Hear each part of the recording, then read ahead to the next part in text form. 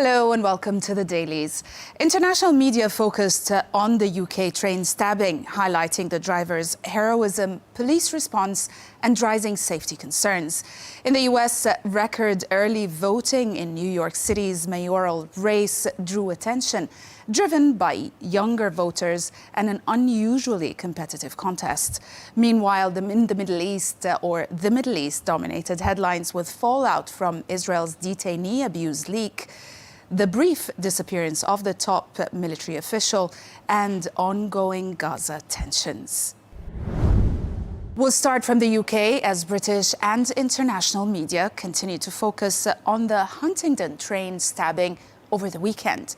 British coverage was intense and somber, focusing on the heroic actions of the train driver and passengers who prevented greater tragedy.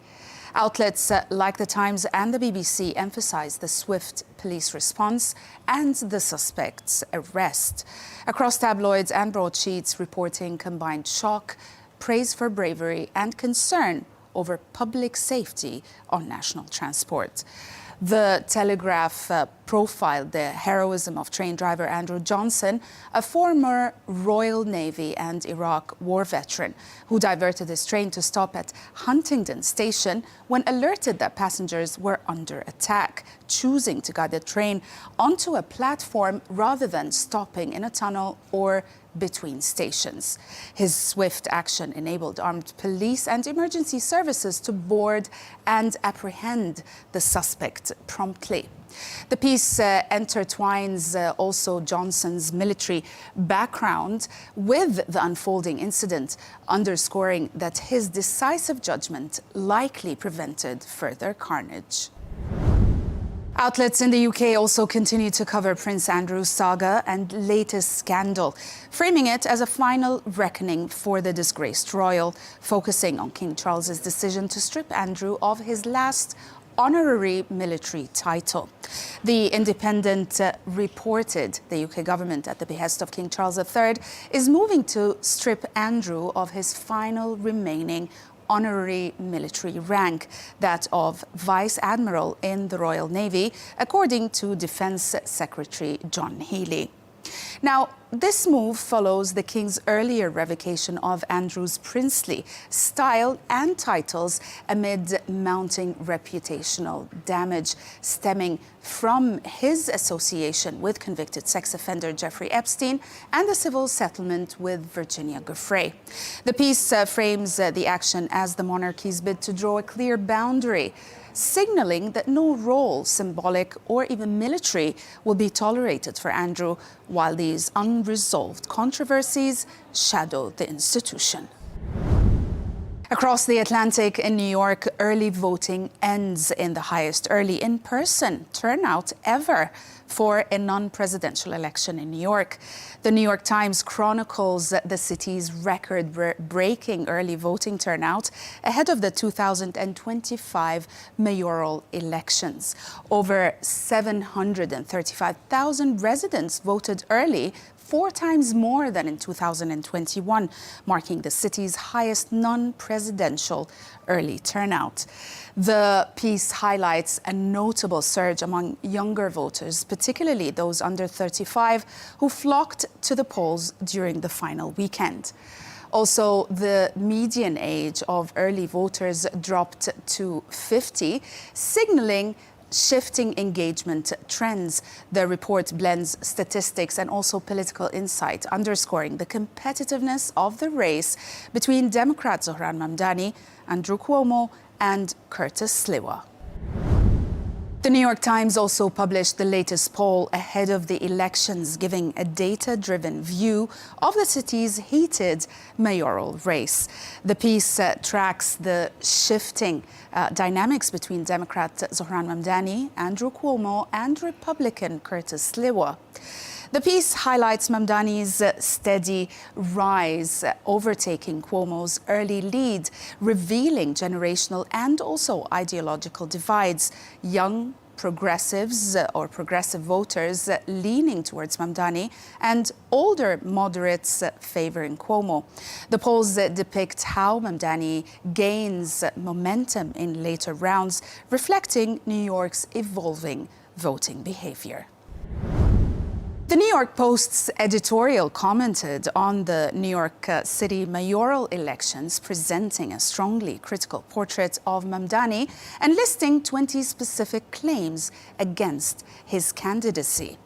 Claims also from his comments about the NYPD and plans for public safety to alleged ideological extremism and inexperience. The piece argues that his proposals like free buses, city-run grocery stores and rent freezes are financially reckless and untested, and warns that they could exacerbate crime, housing and debt problems as well.